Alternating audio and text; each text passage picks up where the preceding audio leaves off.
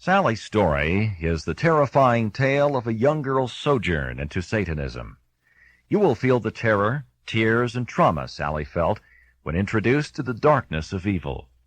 After years of satanic torture at the hands of family members, Sally escaped. Talkback and Bob Larson are playing a pivotal part in Sally's rehabilitation from the devil's daughter to Christ's child. Your donations keep Talkback on the air to help victims like Sally. Thank you for your steadfast support of this ministry. It's the longest day of the year, except to its sacrificial victims. Satanists celebrate summer solstice when the sun is in the zenith of the Tropic of Cancer as a high holy day. The practice can be traced to the Druids who perform human sacrifices to control the elements. To Satanists, the summer equinox represents spiritual erudition with their demonic deity. Robert Simendahl, Chicago Police Department detective, claims satanic holy days motivate ritual, mutilation, and murder. Recently, 24-year-old John Fryman was sentenced to 30 years in prison for dismembering and slaying Monica Lehman, a Cincinnati waitress. Fryman testified that the killing was a satanic ritual that took place before an inverted cross altar in the sorcery room of Fryman's mobile home. Last year, members of a satanic cult abducted and sexually abused a San Francisco man. They carved a pentagram on his chest and killed him. Sandra Gallant, San Francisco police officer and cult investigator, is convinced satanic ritualistic abuse and slaughter occurs nationwide. Gallant claims survivors tell similar stories and describe comparable satanic events. Gallant maintains, "I worked with one little girl who drew the ritual herself. In it she was holding a knife over a little child, and above the image she wrote, 'Praise the devil.'" One ritualistic abuse victim claims that she was tied to a cross, set on fire, and made to drink blood and eat human flesh. She maintains adult members of her coven ritualistic raped and molested her to instill fear and gain control of her emotions. Skeptics disregard tales of robed figures performing sacrificial rituals, including animal mutilation and murder. But Carl Raschke, director of religious studies at the University of Denver, declares Satanism, quote, "creates a magical worldview filled with absolute terror and the most macabre forms of cruelty and violence in order to ensure loyalty," end quote. Seated across from me in the studio today is a young lady by the name of Sally. You're how old, Sally? I'm 17 and a half. This isn't new to you, Sally. No, it's not. You were raised in an environment where you were periodically and systematically ritualistically abused. Yes, What's the worst thing that was done to you? Well, to me, there are two things that are still very, very painful. And the first is that I was ritualistically aborted at 4 months. It was my father's child. And the second thing is that my brother is still involved. How old were you when you were aborted with your father's child at 4 months pregnancy? I was 13. 13? 13. What did it mean to you at 13 to have your father's baby? Did you understand? Yeah, I understood, because I think as most women that have been pregnant, you feel the bond with the child, and it doesn't really matter that it's your father's. It's also your child, and you're carrying it.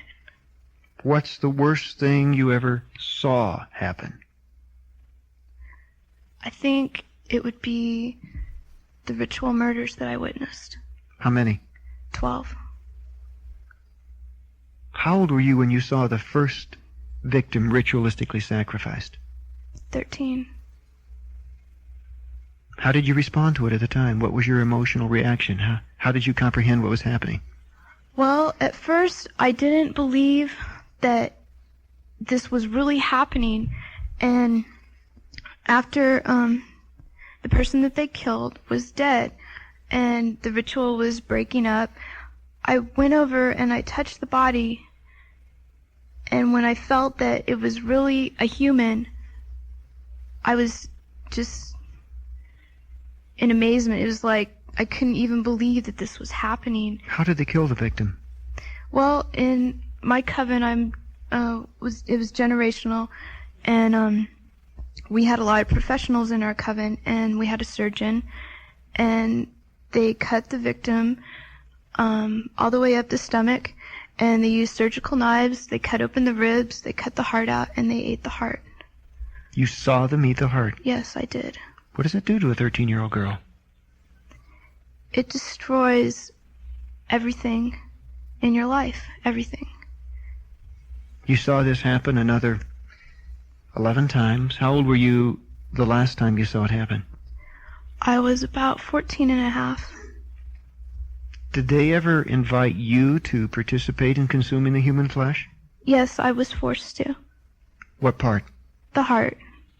Blood. There are people listening now who do not know you as I know you, who cannot look into your eyes as I look into your eyes, who cannot see your face as I can. To me, you're a very real person. We've spent hours talking together and praying and sharing things together. I know your story, they don't. They're sitting there saying, this can't be. A 17-year-old girl cannot have seen a dozen human sacrifices. She cannot have been forced to eat human flesh. She cannot have been ritualistically abused. It's impossible. At what age did it start? It started with me. The first memory, clear memory I have is at age 5. At 5 years of age, what happens, Sally? My father met me at school. I was in kindergarten. And he met me there with another man. And he gave me to this man, and we went up in the mountains to this ranch, and it was me and 3 other kids approximately my age. And we went up to this ranch, and the man that drove us up there gave us to another man, and this man took us to a cage full of bunny rabbits. And he told us to each pick out a bunny rabbit. And I thought, oh good, I'm going to get a pet bunny rabbit to take home. And I picked out a bunny rabbit. And he took the bunny rabbit, and he slit its belly open, and he said, this is what happens to bad bunnies that talk. What connection in your mind did you make at 5? At 5, I couldn't figure out, what in the world it was that I could have said that would make that man kill that animal, so... Did you think the animal could be you? Yeah, I did think of that. And then I thought, well, I guess I don't want to be like that bunny rabbit, so I won't talk about anything. I know some of you find it a little hard to believe. In Las Vegas, your name is Shay? Yeah. You're a girl? Yeah. How old are you? 14. Why'd you call, Shay? Because I believe that Satan is my God. What makes you think that? He has helped me through everything I do. Yeah? How'd he help you? I talk to him through people, and they help me find things that I need. Like what? Drugs, anything I need, I get. Mm-hmm. Is that what you want at 14, drugs? It's the only thing that keeps me happy. Why are you unhappy? Because I feel that nobody loves me. Nobody. Nobody. Your parents? My parents don't love me. They have any idea you're involved in Satanism? No, they don't. My family's strict Christian. Your parents are Christians? Yes. They'd be a little upset. Yes, they would. They're Christians and they don't love you. Yes. I feel they don't. How do you know they don't? What makes you say that? I just feel they don't love me. Why? Because the things they do. Like? They expect me to do everything right. My grandma walks around the house going, praise God. If you trust in him, he'll do anything for you. That's their attitude. Yes, and I've tried praying. It doesn't work. Just because your parents have their heads in the clouds, some pie in the sky, and maybe a little unreasonably overzealous about it, doesn't mean that you have to tip off the other end and go to the devil. I know, but I feel that he can help me more than they can. Sally? Yeah? This is Sally here in the studio. What if you could look Shay in the eye right now after all the years of abuse that you've been through and the involvement in Satanism? What would you say to her? You can say it to her now. You just can't look her in the eye. I tell her that Jesus Christ loves her, and that although Satan may be giving her the things that she wants, like drugs, Satan is going to destroy her, and he's going to destroy your life. And he's not the kind of person you're going to want to spend your eternity with. Shay? But if you really want to know about abuse, you want to have a talk with my father. He would come home, put an iron to my back. An iron? Yes, he'd take curling irons, he'd take regular irons, put them to my back, whip me with electrical cords. He'd hang me by my feet and whip me. Your father's done that to you? And Yes. claims to be a Christian? Yeah, no, he doesn't live with me anymore. He hung you by your feet? Yeah. Sally, what's the most terrible thing your father ever did to you? She can't talk. What about you, Shay? He's raped me several times. This is your biological father. Yes. Can you talk yet, Sally? Yeah. What do you do? I think the worst thing is that they take away everything that could possibly mean anything to you. Like what? Your body, your mind, your heart, friends, anything that means anything to you, they distort it and destroy it. Are you getting it back? Yes, I am. How? Through Jesus Christ. I gave my life to him, and he found me a way out, and now he's restoring me. What have you done for the devil, Shay? He's asked me to do things, and I've worshipped him because my dad told me to. Your dad told you to, the one that whipped you and hung you upside down and raped you? Yeah. What did you do? Well, I really didn't do anything. My dad would strap me to tables and beat my pets, like my dogs. He'd cut them open and drip the blood on me. He'd cut me open. Wait a minute, he cut the animals open and dripped the blood on you? Yeah. That ever happened to you, Sally? Yes, it did. Does it kind of surprise you to hear you're here sitting in Denver and a 14-year-old girl in Las Vegas, Nevada is talking about the same type of thing you had to go through? Did your father do that to you too? Yes, he did, and he and a pastor of a supposed Christian church did that to me. And it doesn't surprise me at all to hear that she's been through some of the same things. Your father cut the animals. Did he cut you? Yes. Where? He cut me across my chest with an emblem of an upside-down cross. He would cut my arms. I guess what I don't understand, Shay, is why, if this father brutalized you in this way, for the devil, have you now turned to Satan? He promised me I'd be to God if I killed myself. He promised you'd be a god if you'd kill yourself. Yeah. Ever heard that one, Sally? Yeah, being high up, if you're going to go to hell and you're going to be high up and in control. Satan is the god of deceit. He'll say anything to get your eternity. Shay, Jesus said Satan is a liar. He is a thief. He is a murderer. Do you want to believe a liar and a murderer? How do I know it's true? Look at the track record. Jesus Christ gave his life. He loves you. He died for you. But that could be suicide, too. That could be a lie? Yeah. Well, if it's a lie, it's doing an awful lot of good in the lives of young people like Sally and others. And what's it doing for you? I don't know. You tried to kill yourself? Yeah. How many times? 6 or 7.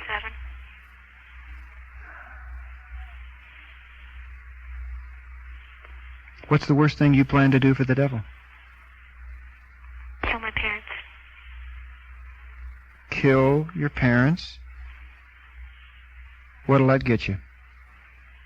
I don't know. That's all he tells me. Who tells you? Satan. How does he tell you? I see him. You ever see Satan or one of his spirits, Sally? Yes, I've seen lots of manifestations of demons. What do they look like? They look like normal people. A lot of them do. Some of them are taller than average and bigger than average, but a lot of them look real normal. When did he tell you to kill your parents, Shay? When I was having the dreams with him in it. A dream? I had dreams with him in it for 5 months straight. Every night. With the devil? Yes. And if you kill your parents, you'll get what? That I'll have a higher place with him. Do you have any idea where your father is now? No. He's gone? Yeah. And your mother's remarried? No. What? I'm confused. You just live with your mother? Yes. Never see your father? I haven't seen him in 3 years.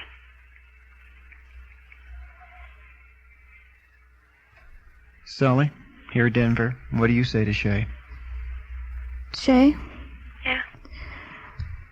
I know that what you've been through really hurts, and I know that it's really easy to get mad at God and to feel so much anger for what's happened.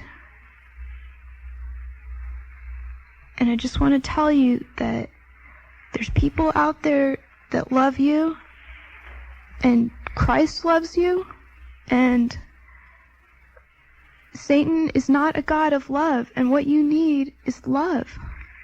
I don't know what to say. I just want to see the pain stop in your life. And I know that the only person that is going to be able to heal that pain is Jesus Christ. How do you know? Because I've been there. Because I felt all that pain. And I'm not going to say that the pain is just all going to go away. It's a long fight. But when you've got Jesus standing next to you, it's going to be a lot easier for you. Would you let Sally pray for you? I guess. Jesus would come before you with Shay and all that she's been through and all the pain that she's felt all her life. And we give it all to you. And we ask you to replace it with your love and the love you have for her. And replace Satan with your love and with you. And allow Shay to become restored. Bring back the child that she was meant to be, your child. Please allow miracles to happen in her life and change. And I bind the evil of Satan away from her, and I rebuke him. You're much more powerful. Jesus Christ is much more powerful than you, Satan. And I know that you can do miracles in Shay's life. And I just pray right now that you will, and that you'll touch her heart. You'll save her eternity so that she can be with you. Sally, just quickly, a final word you want to say to Shay? Shay? Yeah. I'd really like to keep in contact with you. Would you be able to write me here? Yeah. Okay, will you do that? Yeah. Okay. At 5, your father began ritualistically abusing you, correct? Correct.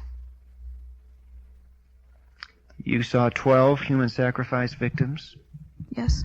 At the age of 13, you had your first abortion, a child by your father. They aborted at 4 months. Yes. Why? Did they tell you why the child was aborted? Well, their explanation of it was that during the rituals they would drug me. And so their explanation of it was that because they had been using drugs on me and, I had drugs in my system, that the baby would come out deformed and therefore we have to get rid of it. You think that was the reason? No. Why? Why did they do it? They dedicated his soul to Satan. This was even though you were a 13-year-old girl at the time, you were a mother. Yes. This was your baby. Yes. And they said they were dedicating the baby's soul to Satan. Did they go through some type of ritual to do that? Yes, they did. It was an induced abortion, and when the baby came out, each member of my family held the baby and dedicated his soul to Satan. Well, did they? I mean, where's the baby? The baby is with Jesus Christ in heaven. You don't believe they were successful in doing what they set out to do? No, they weren't. How did it feel at 13? This was a product of your body that they were giving to the devil. What did that do to you emotionally? I didn't want to go on with life. I lost everything in my life that I had ever thought about that there was any good in this world was destroyed. And I was an emotional wreck. I thought I would never make it through it. There are people listening now who don't believe you. Yes, there are. How does it make you feel? I feel sorry for them, in a sense, because in 10 years, it may be so obvious, because there may be so many people talking about ritual abuse, that it's not going to be able to be ignored. And people like to believe that it can't happen to them and it can't happen to their kids. What's the hardest thing to erase from your mind? What they did to other people. The sacrifices. And my brother is still in it. My whole family is still in it. My whole side of my father's family is still involved in it. Your biological mother is a Christian. Yes, she is. How did you get out? I don't need the whole story, but was there any circumstance that led to your getting out? Yes, there was. My grandfather was the high priest, and he had taken on an apprentice to him to take over as high priest. And I was basically sold to the apprentice. And he runs an occult school in the Los Angeles area and San Francisco, and he had to move back up to San Francisco. And my grandparents were traveling, and my father, he was ritually abused as a child, and so he has what they call multiple personality disorder, and so he's not real together like my grandparents are. They're very much in power and together. And so when everyone was out of town and traveling, I moved out and I moved in with my mother. That was the beginning of making the break. Yeah. You used a term earlier that I am familiar with, and I know what it means, but I'm afraid it possibly just kind of passed over some of the other people, and that is generational Satanism. What do you mean by that in terms of the ritualistic practices and abuse that you were involved with? Generational Satanism, for instance, in my family, we're an Irish family, and they can trace Satanism back to the 14th century. And they've been practicing Satanism up until present day, and they pass it on from generation to generation down through the family. And they're Druid. It's Druid, and generational is oftentimes very, very serious, and they, commit murders, human sacrifice, sexual abuse.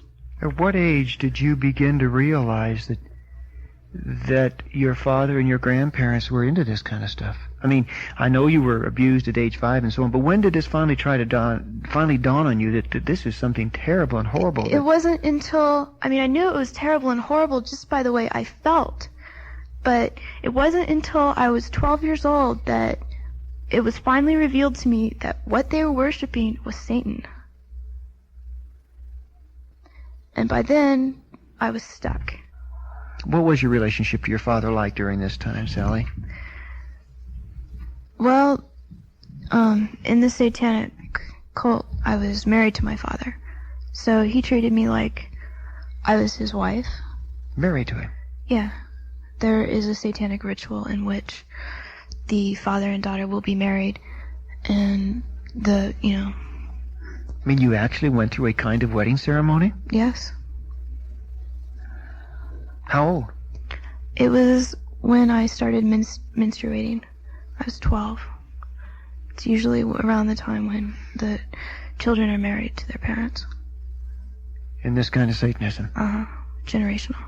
Did you have more than the one child? No, I didn't. I was lucky. You mentioned your father drugging you earlier. Yes. Did he do that on a continuing basis? Yes. You couldn't resist? Well, I did try. I never stopped fighting. But when you've got people holding you down, there's not a whole lot you can do. They held you down and deliberately drugged you? Yes. What were the purpose of the drugs? Basically, the type of drug that they put me on, I couldn't, it was like, as much as I wanted to scream when I was seeing these people killed, I couldn't. It was a type of a hypnotic mixed with heroin. And it basically made you where you can perceive everything that's going on around you, but you can't scream and you can't make any noise. It's almost like you can't move. When the people were being killed, were they voluntarily going through the ceremony, or? No, there was only one woman that volunteered herself as a sacrifice to Satan. And by the time they started to cut her, she flipped out. By then, of course, it was too late. They did kill her. But, how did they do it to the rest of them? You mean the actual ritual? Yeah, did they drug them? I mean, how did they yes, or hold them down? How did they get them to go along with it? They're killing them. Most of them were drugged. They had to be carried in to the ritual. So they were out by the time they got in there? No, not necessarily out. They were just kind of like, I was like, you can't function. They couldn't move. And they killed them? Yes, they did. You watched that? Yes. Did these people ever scream? By the time they screamed, there was no one to hear them. And they were quickly killed by the time they started screaming. And then what did they do with the bodies afterwards? Well, in generational Satanism, there's a lot of professionals involved, such as morticians. A couple of the human sacrifices I remember took place in a mortuary. In a mortuary? In a mortuary. So the bodies are very easily gotten rid of if you have a morticians on your side and professionals. We had a high percentage of the police department were in on it. Where did they get these people? A lot of them were what you would call homeless people, that, street people. Some of them were children. They have a whole networking system to where if they kidnap a child, they can move him or her to a different state and give that child to a coven so that it's almost untraceable. You saw children? Yes. How old? About 6. I saw 2 babies that were about 6 or 7 months old. 6-month-old babies killed? Yeah. And a 6-year-old child? Yeah. This is the end of Side 1. Please turn the cassette over at this point for the continuation of the message on Side 2. Were you drugged when you watched it? I mean, how could you stand to watch it? Yes, I was drugged when I watched it. And I couldn't stand to watch it. I would try and close my eyes. I would try and pray. And if my eyes were closed, they'd make me open my eyes. They'd make me watch. And if I prayed, I would get in trouble. What do you mean in trouble? Tortured. How? One thing they used to do is take me down to the beach, and they'd have this big hole that they dug in the sand, and they'd throw me in the hole and bury me up to my neck. and then they'd stand there all night, and I was drugged while they'd do this, and they'd stand there all night and tell me that the tide was going to come in, and that they were going to let the tide come in on me, and that all the little sand crabs were going to crawl inside me, and they were going to eat me alive. You were how old? I was 13. You didn't lose your mind? No, I didn't lose my mind. How did you keep from cracking? Well, before my parents got divorced, my mom had raised me and my brother to be Christians. And this is hard to explain, but as angry as I was at God, I still believed that He didn't want this to happen to me, and that somehow, someday, this would end. He would find me a way out. You've heard Sally tell about her ritual abuse experience, but where was her mother while this was happening? Why didn't she recognize the signs of torment and torture? Couldn't the authorities intervene? Why didn't someone see what was happening? Sally's mother, Linda, is on the line with me to answer those questions. How did Sally's father manage to have that kind of exclusive control over her life? Well, Bob, there's a systematic brainwashing that goes on with this. It's called satanic conditioning. It's mind control techniques, brainwashing, and they work. I have discovered from all the reading I have done now, they work to break the bond between the parent who is not a Satanist, and this was occurring as I look back from a very early age. In all those years, did you, Linda, ever suspect that any form of child abuse was occurring? No, I didn't. That Never. sounds pretty naive now, that the whole story's out, but I have to emphasize how professional these people are. They've been learning these techniques for generations. They are way beyond most people's imaginations in their professionalism regarding this type of sophisticated mind control. Now that you know what went on, what are some of the signs maybe you should have seen or could have seen now that you know it? Is there anything you could have spotted in spite of the sophistication? Well, had I been educated, yes. But there was absolutely no indication of Satanism going on in this family whatsoever. Highly professional people, regular churchgoers, appeared to be Christians. Anyway, there was an extreme amount of anger that Sally had towards me, that I, as a mother, took on as just, well, I'm just not a perfect mother, just kind of bought into this guilt trip that was constantly put on me of my imperfection. And there was an extreme amount of anger, and I have discovered from therapists and from all the reading I have done now that this is a classic case of when a child's being sexually abused, they're very angry at the parent who doesn't know about it, because that parent should be protecting them.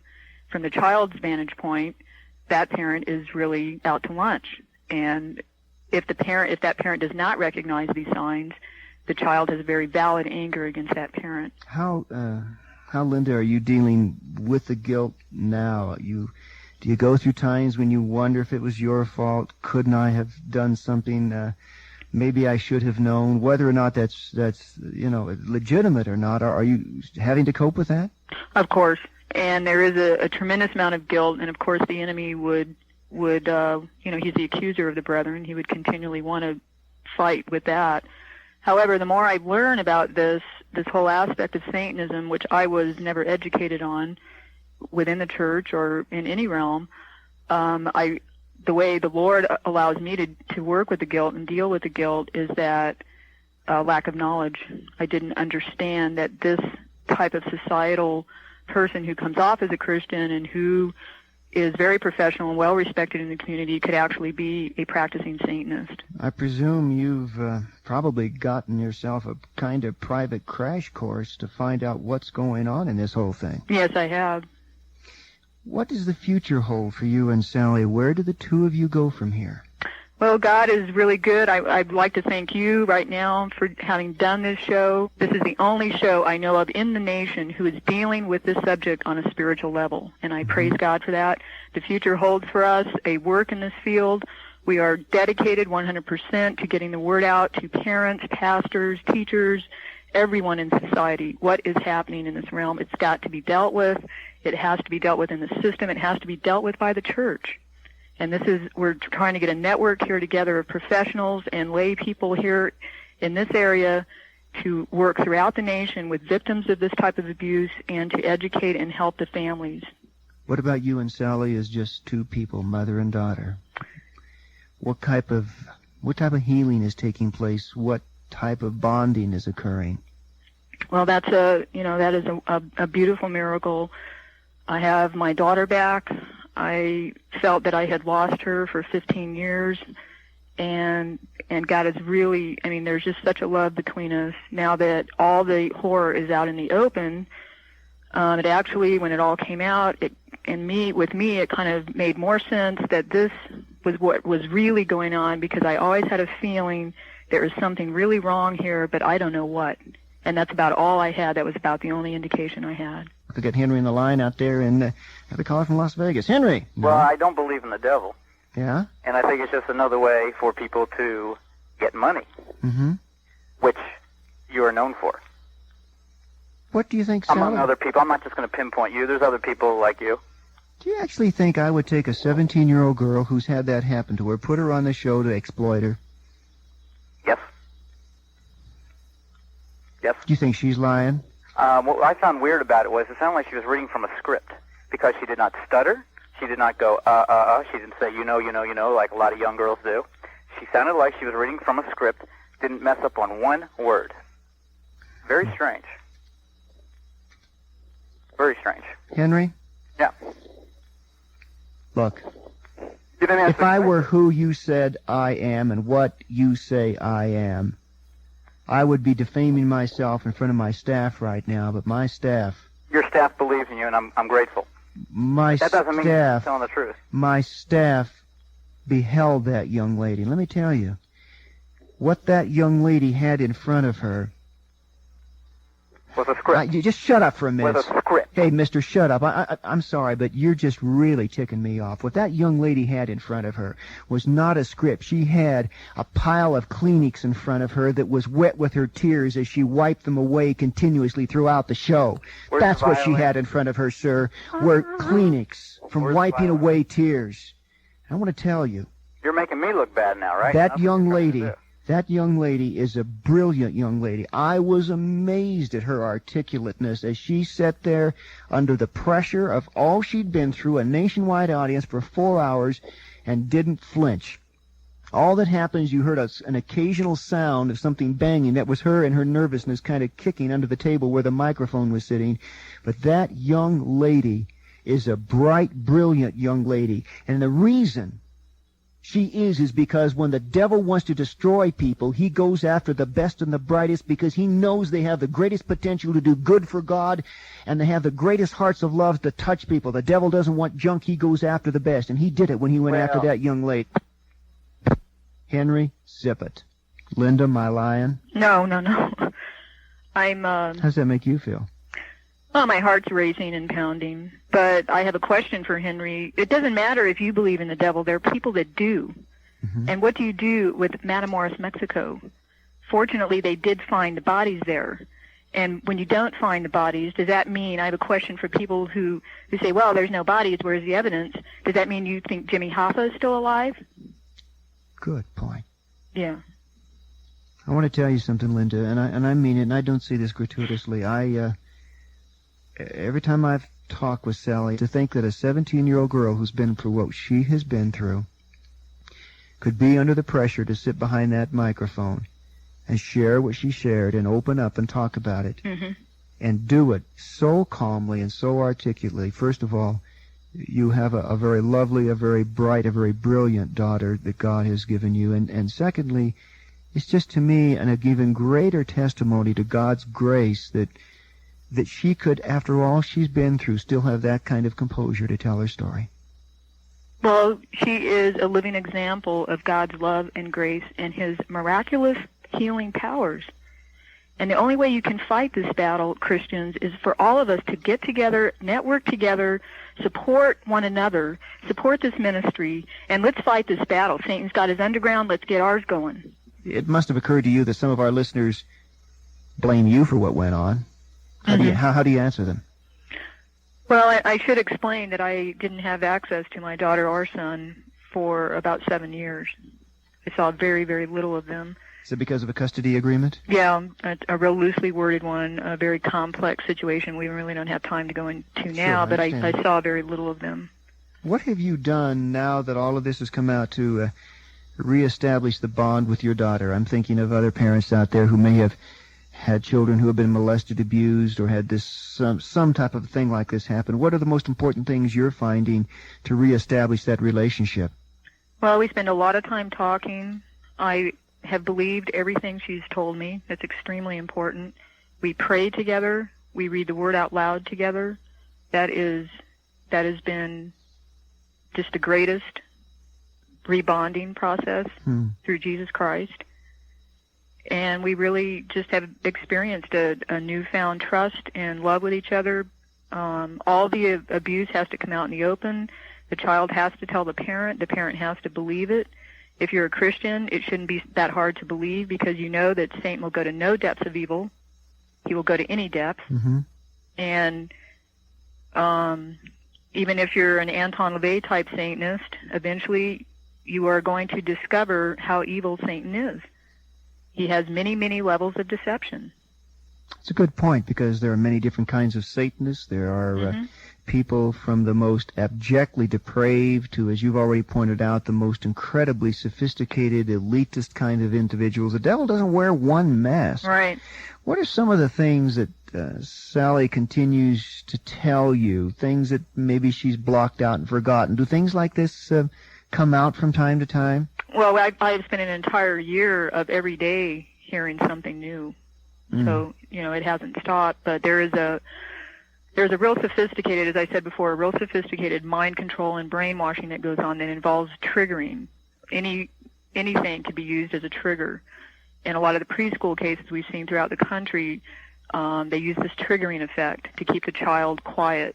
And these are some of the last things to be brought out, because they're deeply embedded in the human mind and spirit. Have you spoken with Sally's father since all of this has happened? Yes. What does he say? Have you confronted him? No. Why not? Due to the death threats, etc.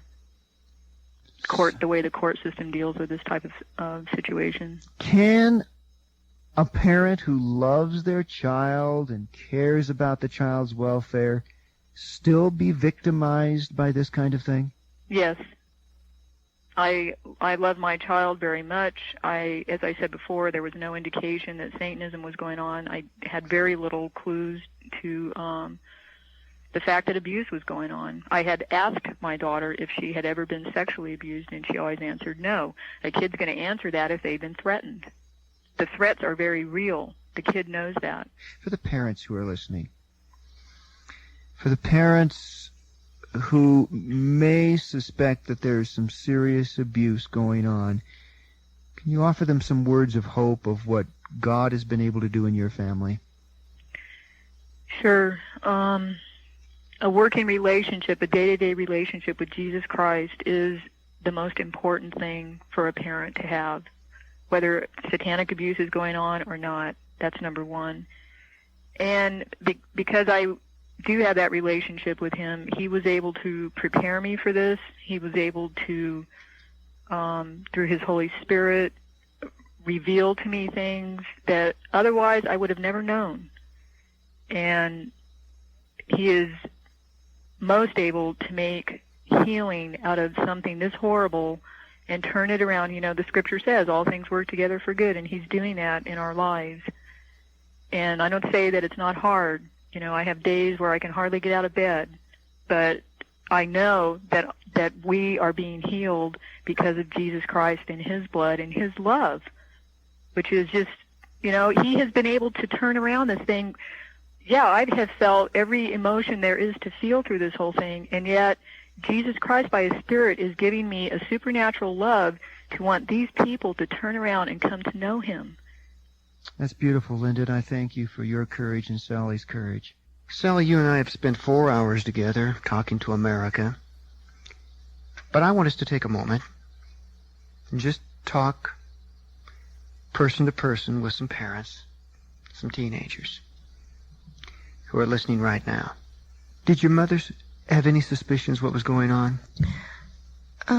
No, she didn't at all. And that's the problem, is that, I mean, these people are professionals and they're high in society, and no one would want to believe that there's anything wrong with them. So how would a parent know? I mean, what can you say to a parent that they could possibly look out for? What if your mother had known? What are some of the signs that she could have looked for in your case? And we're talking about really serious ritualistic abuse. I wasn't with my mom for 6 years after my parents got divorced, and when I finally moved back in with her, I was sick physically every day, that from the time I moved in with her until up until about 6 months ago, and depressed, and you withdraw, and you're real timid, scared of a lot of things. I think the depression is the biggest thing. You're in such a deep state of depression that my mom would always ask herself, what happened to this kid?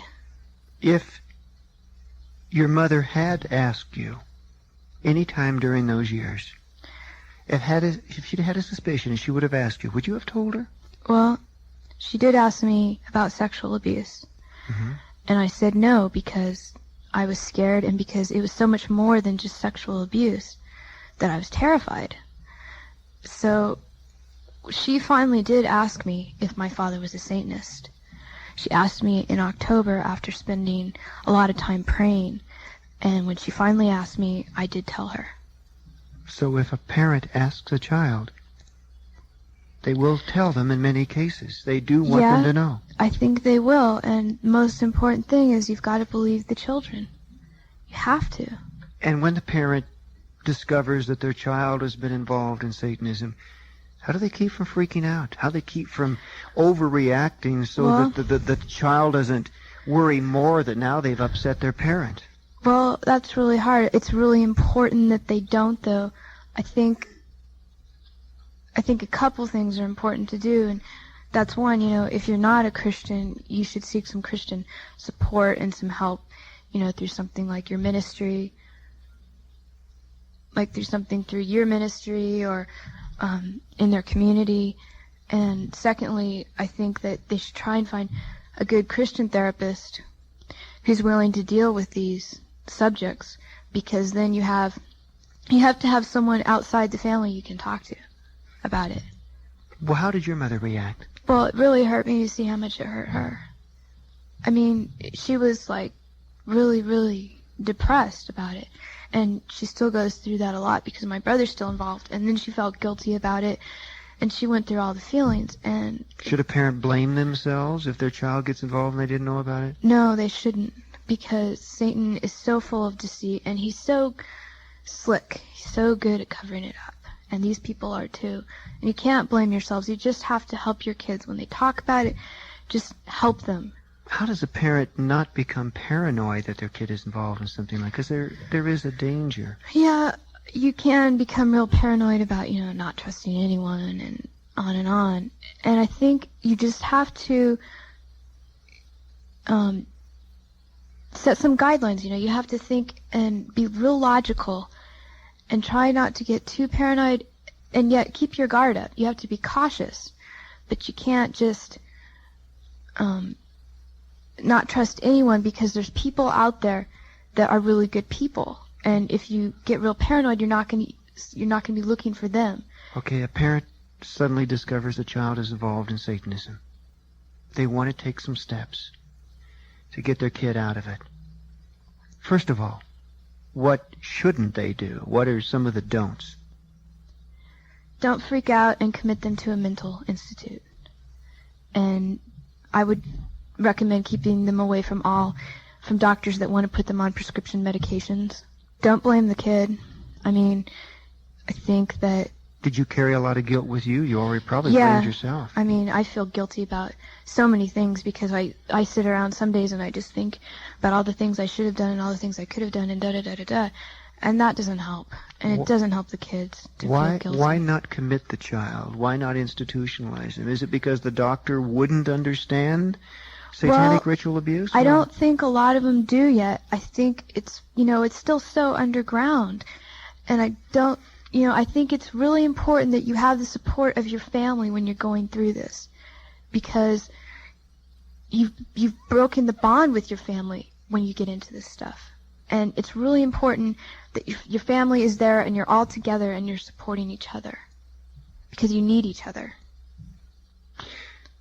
And what should the parent do above all else? Above all else, I think that they have to give their lives to Jesus Christ, and they have to trust Him, and they have to,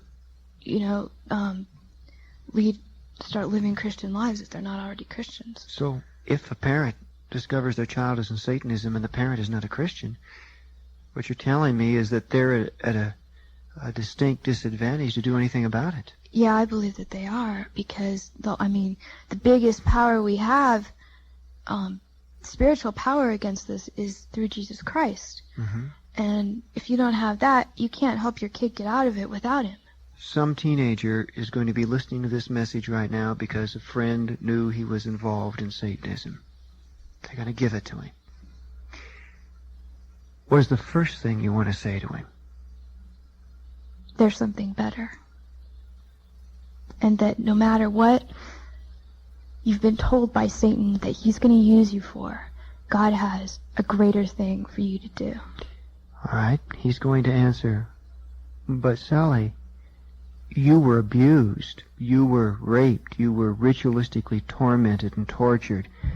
But me, why, the devil is giving me sex and drugs and power, and I'm not on the losing end of that sort of thing. You were in the wrong kind of abusive black magic. What I'm doing is worshiping Lucifer in a way that he gives me what I want. Well, first of all, there was a time when they offered me anything to get me involved. I could have had anything. Mm-hmm. And I know that it seems like, like that's all okay, and that you should just take what you get from Satan and everything's going to be okay, and he's just going to keep giving you whatever you want. But that's not true, because Satan will turn on you. He always turns on you. If I accept things from Satan, then I'm going to go to hell. And I wish it was as easy as we were only talking about our lives here, but we're not. We're talking about our eternities. And we don't have enough time to screw around with this kind of stuff. We have to stay with the Lord, because this is our eternal life. Did you think of eternal life when you refused the offer? Yes, I did. You did? Absolutely. Because, I didn't want to spend my eternal life with these people. So you saw them for what they were. Yeah, and that's really important. I keep saying Satan is the god of deceit, because he is. And he's going to deceive you, and you're going to think that everything is going along smoothly, and you've got so much more than other people, and you're doing so well, and then the bottom's going to drop out. Sally, there are some kids who get into this because it's a thrill. It's a kick. It's excitement. Their lives are bored. They find in doing things that you found were horrible, there's a perverse, macabre kind of dark curiosity to it. They get a thrill out of it. Well, I feel like a lot of them really haven't seen what's behind all of it. I think they may be at a lower level and they don't understand what exactly it is that they're doing. It's like maybe they feel like, yeah, this is it, This is finally what we've been looking for. And I hate to say this to them, but it's the truth. And it's that you're going to find in the future, if you still have any kind of decent morals, that what you're doing is really sick. Why are you willing to take time like this and talk to parents and teenagers? Why are you doing this? Why are you going public with this? I'm doing this because I know that there are so many kids out there, and there are so many people out there that don't even know that this is happening. And maybe it's happening to their own kid, and maybe there's kids out there like me, and if I can just reach them for even a few minutes and just talk to them and offer them my support and my love, and, you know, give them Jesus Christ, you know, to turn to. And if I can just reach them, and if I can educate people and do whatever I can do to just get people to open up for a minute and think, and maybe someone will be able to recognize it in a kid at school. If they're a teacher, maybe they'll see something they can recognize. Suppose a teenager does want out. He tells his parents what he's involved in. They don't believe him. They don't take it seriously. Well, I think, you know, that's really hard. I would tell them not to give up, and that there are people out there that will believe them. And there's people out there that have been through it that'll listen and can support them. And sometimes parents go through shell shock, and it's like they just go into denial and they can't believe it's happening. And I would suggest to the parents that even if they don't believe it's happening, the least they could do is find the child someone that they can talk to, and try to get an outside opinion on it. What lies ahead for your future? You are still a very lovely young lady of 17. You have been through a real-life nightmare that is almost incomprehensible to most of us. You've suffered not just one or two instances of abuse, but repeated abuse during the most critical, tender, formative years of your life. What can possibly lie ahead for you? Well, sometimes I like to think that I'm just going to lead the normal suburban life, and I'm going to forget all this and put it in my past and forget that this is happening, but I can't do that because there's kids out there that need somebody, and even if they only hear me for a couple minutes, it's worth it because I've got to help them. I can't ignore it. And I really did. I mean, I said I would never ever do anything like this. And